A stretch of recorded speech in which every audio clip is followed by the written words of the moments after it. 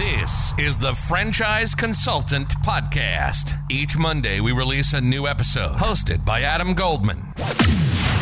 Adam has over 10 years of franchising experience, and he's worked hard to realize his dreams by being his own boss. His experience will help you to become a better business owner and franchisee so that you can live your best life and control your destiny. This is the Franchise Consultant Podcast, and this is Adam Goldman. Welcome to another edition of the Franchise Consultant Podcast. I'm so excited to have Jon Vroman here from Front Row Dads. Welcome to the show, Jon. What's up, buddy? Hey, so I just wanted to talk to the listeners about what you offer because I think it's really, really unique and I think it's very relevant to what people are going through right now. Could you talk a little bit about yourself and Front Row Dads? Yeah, we created the program that I needed most. So I'll tell you that, was it 4 years ago now? You know, I'm a keynote speaker, traveling, and very happy with the career that I built. But being honest with myself, I wasn't the best dad and I wasn't the best husband. And I knew that deep down inside. And so I needed help, and I thought I would try to find help the way I'd grown in every other area of my life that I wanted to improve upon. So if I wanted to become a better speaker or writer or whatever, I'd seek out the communities and the assistance and the stories and the strategies. And that didn't exist for dads. And I thought, well, if we all say family first, but yet there's no programs out there really teaching us how to engage in that. And I don't think any one of us are like born epic husbands and born epic dads. Why wouldn't we put thought into that? When we put thought into our board meetings, but we don't put time and thought into our dinner conversations at home. We just show up and eat, what's up? So we started the group that I wanted to join. And since then, we now have a podcast, Front Row Dad Podcast. We have a community of 140 men growing every week. We have entrepreneurs mostly in our group. Our business owners, people that are entrepreneurial in their thinking, if they're not technically an entrepreneur. We have all different types of people. And ultimately what we're trying to do is have great conversation, hold each other accountable so that we don't do what is easy to do, which is sometimes hiding at work. Like I want to teach my kids to be passionate about what they do. Great. Yeah, I do too. I love what I do. And, but I don't want to hide there, which is easy for a lot of men to do. Got it. Well, thank you for sharing that. What are you seeing now? I mean, we're going through unprecedented times. It's hard to, if you have a job, right? It's very hard right now, but what's happening being a dad right now? I mean, I don't know about you, but I've had amazing time with my kids the past 10 plus. I think it depends on where you are for sure. If you're in a position where you're not sure how you're going to pay the bills, cover the mortgage, put food on the table, that's one set of challenges you face. If you're in a position where you happen to be fortunate in your business and financially stable, you have different challenges. And I think you're always faced with challenges or seeking out challenges or they're finding you. But what I find is that from the guys that are, let's say they've created some stability in their life, what's happening in their businesses though is that they're being challenged to pivot. So even if they have success, a lot of guys are still working harder than they've ever worked before because their businesses are evolving. They're not necessarily worried about how they're going to pay their mortgage this month, but they're concerned about their business or the future or how to get ahead of the game, if you will. Like what's life look like 3, 6, 12 months down the road? What should we be thinking about and talking about now? I think another challenge that I see guys facing is that they have outsourced education and outsourced a lot of the growth for their children, whether it be sports or a great school that they send them to, but still you're leaning on a lot of other people. And now dads are being in proximity of their kids more and more, even if they are working from home, they're just spending more time at home. I hear constantly, like we've had more dinners than ever before. I've never spent more time with my family than I have right now. That presents a lot of opportunities. It presents a lot of challenges. So I see all different types of stories, but a little bit about what I'm hearing. Could you talk a little bit about your own story, about your own experience of these past 2.5 months? Yeah, and I don't know how detailed we want to get here. I'll try to stay a little 30,000 foot view and then we can drill down wherever you want. But I mean, in short, my business is, I work with men online. Our retreat was postponed, so there was a hiccup there. I had a big keynote speech that got bumped. That was, a hit. There's been a hit to the income and no doubt, like we had to make some adjustments and we did.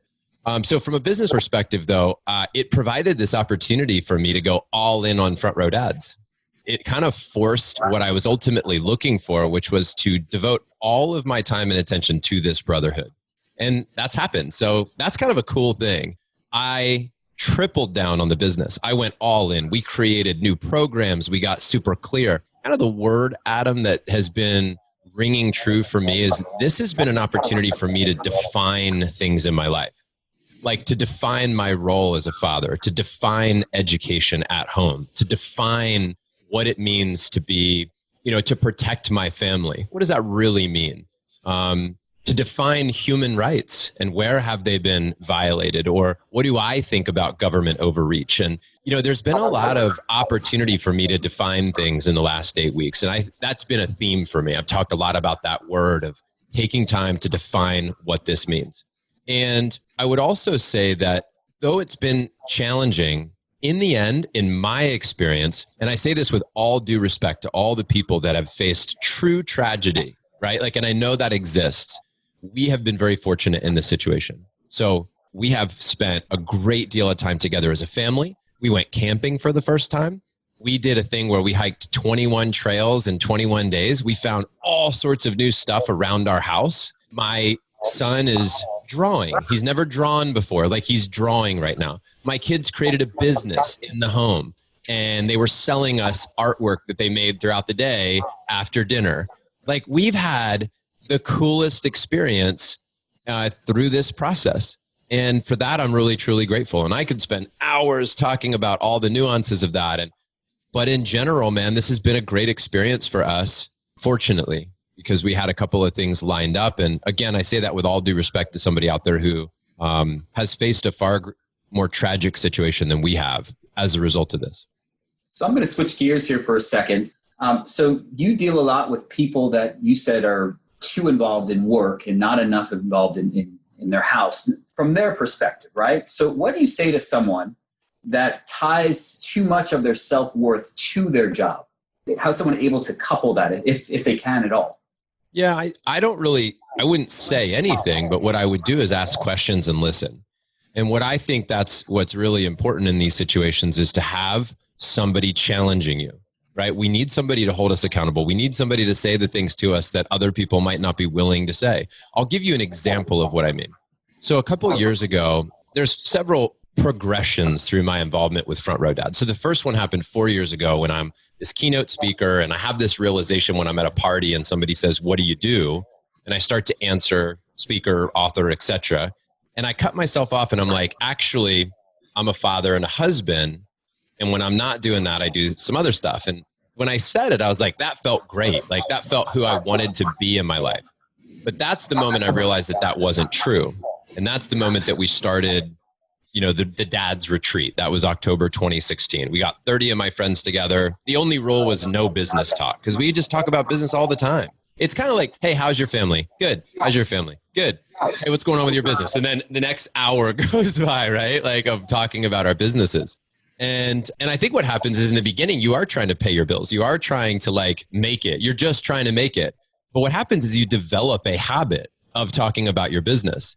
So then what happens over time is that that becomes more clear and you start to make a pivot. You start to give more time to your family. And so then I had this second pattern interrupt in my life where my buddy Tim Nikolaev, who's very close to me, lives here in Austin. We have small groups in our brotherhood. We call bands. So 4 people to a band typically in a local band. And my band is one of my best friends, Hal Elrod, Tim Nikolaev, and Justin Donald. So the 4 of us get together every month for 2 hours and we talk about what's going on. We get deep, we get real. And then we all have one-to-ones with each other too. So we'll go for bike rides and runs and walks and hikes and all that stuff to talk. Well, I was out with Tim and we were having this really deep conversation, which is typically how it goes. It's very rarely ever topical. And in one of the things that happened, this is 2 years ago, he said, "You've made tremendous progress with your family." He goes, "I can see that. You've shifted priorities. You've reallocated your time." And he goes, "But I still think there's another level for you." Like, I still think they're right. Like, it was cool to have somebody challenge me in that way, where he would say, I know you say family first and you've made progress, but I don't think you're really truly putting your family first. And when he said that, I choose to take an honest look at myself and say, all right, let me evaluate this truly. And I think that's the benefit of a great friend, to tell you the thing that other people won't tell you. Well, I remember looking at my morning calendar, and here's a practical example of what I'm talking about, Adam, and I'm sure guys can relate to this. So all through my 20s, all the learning, all the growing, all the Tony Robbins, all the books, all the productivity led me to the point where it was like, what are my most productive hours of the day? And how do I do my most difficult tasks? And I remember having a conversation with my wife that sounded like this. Baby, because I'm the breadwinner, because I cover all the bills, I need to get my business done first. I'm best in the morning. Right? And I need you to take care of the kids. And I would wake up and I would leave the house by 6:15 in the morning and go to a coffee shop and just start the day. And I was right in it. And I would work like that because those were my best hours. And I would tell her, because because I make the money for the family, I need that time to work on the business. But then I started questioning that. And I started saying, why is it that it feels like to me that even though that's what I've been taught to do, what if I reevaluated what that means? If my most important work is giving to my kids, then why am I not putting that first? Why does it feel like my business gets the best hours of me all day and my family gets this like beat up, worn down, like residual dad after work, where it's like, I'm tired. They're like, let's play Tickle Monster. I'm exhausted. Like, I couldn't get to my beer fast enough. I couldn't get to the wine fast enough. I dreamt about putting them to bed so that I could turn on Netflix and chill, right? Like, that was my life, until I realized that, I was like, I'm going to start giving my best hours to my kids. So now it was about, yes, I get a little bit of time for me before they even wake up, right? Where I could do whatever I want. But then when they wake up, it's like I started cooking breakfast. I started taking them to school. I started setting up their schedule with them. I started asking them what they were going to create today. I started doing all of what I did for myself with my kids. I scheduled nothing before 10 a.m. ever. Just nothing's available before 10 a.m. And business did not suffer. Business continued to grow. I felt like a rock star because I was like, I knew deep down inside that I was a family man with a business and not a businessman with a family. That was the big aha. And so it's just, look, we love our businesses. I'm not trying to tell somebody don't be a business guy or don't love your business or don't work your ass off in your business. Like, sometimes I'm up till 2 in the morning, or I'm literally up at 2 in the morning, right? Like, I can't sleep and I'm working and I love what I do.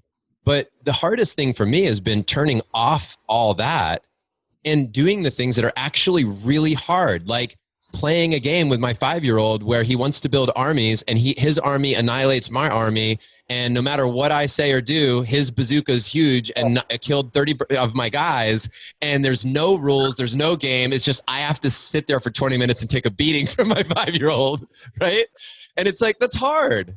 Right. It's hard. It's not like I'm mountain biking and testing my mettle with my 5-year-old through the trails. Like, that's what I'm talking about, where that's been my journey. And I think a lot of other men, so I've been learning, can really relate to a lot of that. I mean, when I say family man with a business, not businessman with a family, I can't tell you how many guys are like, that's it. That's it. Both are important, but it's just, which one am I truly putting in front of the other? My buddy Jay Papasan, who wrote the book, The One Thing, he always talks about like putting your vacation time on your calendar first, right? And then building your life around that. Or asking yourself, what type of dad do you want to be? What type of family man do you want to be? And then building a business that supports that.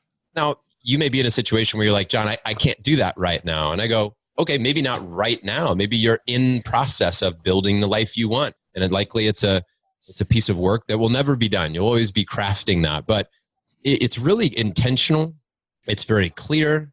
And it's very family focused first. So we talk about business in Front Row Dads. We just don't make it our primary discussion.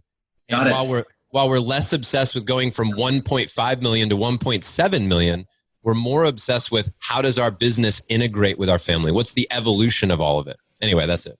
Why is it important, in your opinion, to be a good dad? I think, okay, well, it's funny because every answer I want to be like an hour long. As you can tell, I have no problem sharing. I'm passionate about this subject. This is good stuff. But let me tell you what I think it is in short. Okay? This is always my challenge. I actually was just talking about Jay Papasan. We call it keynoting. When you get into like a rant on a podcast, you call it keynoting. But here's the thing.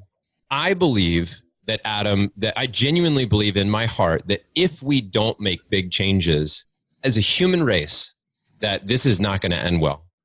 And I mean, look, I'm just doing basic math. I'm looking at how fast are we fishing the oceans? What's our soil look like? What's happening? How much land is there? How fast is the population growing?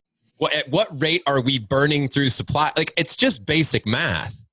So I look at it and go, this isn't going to go well unless we make big changes. And then I think, well, where does the change actually happen? Well, we can go lobby and vote and do those things. And perhaps we should, right? We should have a voice and we should work with our colleagues and we should talk to the guys that are 40, 50, 60, 70 years old, men and women who are making policies and creating change and shaping the world. We also should not forget that if every dad were to raise children who are conscious, awake, aware of the world, of nature, of the planet, of human beings, of, having the values that ultimately will then lead to the politicians and the leaders of companies and the human citizens that are dictating the future of the planet, I think we have to go home, because how we do this microcosm of life in our family is going to create a macro movement 3, 4, 5 decades from now. So we either try to save the planet now, which I'm not saying we shouldn't, but there has to be attention given to the future of our planet, which starts right in your home. Because if everybody builds a garden out back, if everybody takes care of their neighbor, if everybody picks up the trash around them, if everybody builds an ecosystem that is regenerative in their immediate surroundings, then ultimately, if we're all doing that, we are then setting up, and that's truly thinking ahead. So I think good dads go to work, pay their bills. That's a good dad. Love your kids, love your wife. You're a good dad, right? But what's next? What's an amazing dad? An amazing dad just doesn't care about their kids and their home. An amazing dad also cares about the impact that has on the world and 3 or 4 generations out and other people's kids. That's why the work that we're doing is so important. That's why fatherhood is so important. Now, it's not as good for the ego sometimes if you're a massively popular standing on stage, getting a standing ovation from 10,000 people and everybody tells you you're a god when you get off stage and wants you to sign the book and all that stuff. That's great.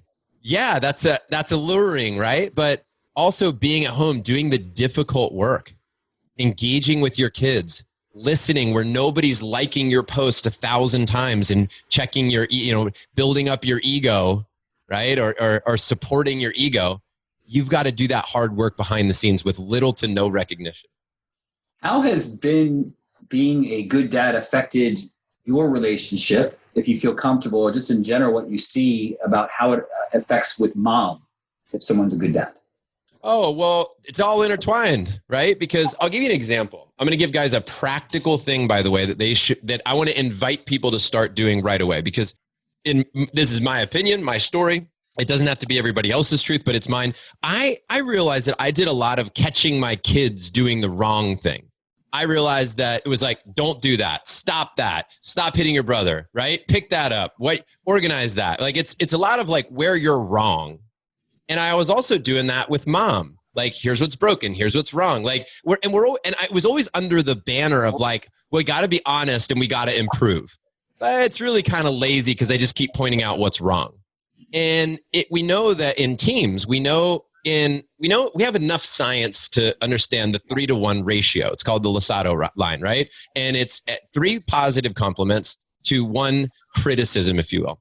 That's the ratio that it needs to be. Jon Gottman in his relationship work he's able to predict a divorce with 90% some accuracy based on how 2 people interact with each other and how many of those are complementary vibes and words and, encouraging, and how many of them are critical. He can predict this divorce rate with amazing accuracy. So one of the things I decided to do is every week, Adam, I take a photograph from I'm taking pictures all week long, right? I'm just taking pictures. I print it and I write a note on the back for my kids. And the whole goal is to catch them doing the right thing. It's a strength exercise. So here's a strength that I see in you. Blah, blah, blah, blah, blah, right? I saw you fishing and you're extremely persistent and you were very patient. I just want to acknowledge that strength that lives within you. Okay. So I started doing it for my kids. Then I started handing them to them one-to-one. Then I was like, I'm going to do this in front of everybody. Because if I hand Tiger a picture in front of mom, now mom's going to see that strength in Tiger, and that's going to elevate their relationship as much as it elevates mine or his, right? His belief in himself. Then I said, why am I not doing this for my wife? So then I said, I'm going to start taking a picture of my wife every week, doing something great as mom, as a human on this planet. And I'm going to start handing her a photograph every week. So every Sunday at breakfast, 9 out of 10 times, I hand out these photographs. And what's cool is now that I'm doing this in front of the kids, where I'm building up mom, I'm like, here's why you're amazing. It's whatever that photograph is, right? Like she might be preparing this amazing meal. And I'm like, Tatiana, watching you prepare these amazingly healthy meals for our family makes me so appreciative of the sacrifices that you make. Like you're able to take any food from our refrigerator and turn it into like a master meal. It's like this incredible world-class meal. Thank you so much. Love you forever. You're Johnny. I write that note and I hand it out. So how this is all interacting is that I realize as a dad that I have a major role in setting the tone and the tempo for my family. Now, I could argue that so does everybody else. Everybody has a role in setting tone and tempo. But if everybody accepts that responsibility 100%, then we get to show up big. And I did a lot of blaming for a lot of years, Adam. I did a lot of blaming. I was a victim a lot. I was a victim of my wife. I was a victim of my kids, and until I was able to just stop doing that and say, this is on me, right? If I don't like the way something's working, I'm going to change me. I'm going to change my approach, right? So tell me a little bit more about how someone potentially joins Front Row Dads. You talked about a in-person thing. You also talked about a community of people. How does someone potentially become a member of Front Row Dads? Yeah, well, becoming a member is easy. Being an awesome member takes work. But all they'd have to do is go to frontrowdads.com, click the Join the Brotherhood button on the page, and follow a couple prompts, and you could be a member of Front Row Dads. That's technically how it works. Now, I think a natural process of getting to that point would be, look, if you've heard enough in this conversation and you're like, hey, I don't know Jon fully, but I like what I hear so far. I feel like the guy's authentic. He's not blowing a lot of smoke here, right? He's admitting to his failures. He's talking about some of his wins. Great. Roll the dice. Jump in. Let's give it a shot. We are looking for guys that want to give more than they take. We are looking for guys who want to hold people accountable, be held accountable, engage in honest conversation, and grow. That's what we want. We want action and growth in our brotherhood. And so guys can join, and they can all be virtual calls, virtual conversations. There's also the in-person element. So once a guy is a member, Adam, then they get an invite to possibly come to a retreat. But our retreats are invite only. We reserve it for members that are active and engaged. And, we're going to hang out with you. We want you to be the type of guy that we want to spend 3 days with, right?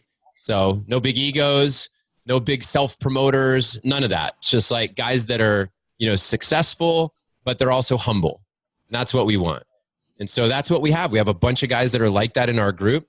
But we have a Front Row Dad podcast. So that's a great place to start. We have these webinars and master classes we do where we invite people to join conversations for free and see if it feels like a good fit. I've got one coming up with Hal very shortly. We're running them every other week. We call it Candid Conversation. So frontrowdads.com will get you to where you want to be, or Front Row Dads podcast. That's wonderful. Well, it's been great talking to you, Jon, and I love the wisdom and really appreciate all your insight today. Hey, thanks, brother. Appreciate you having me, man. Thanks for listening to this episode of the Franchise Consultant Podcast.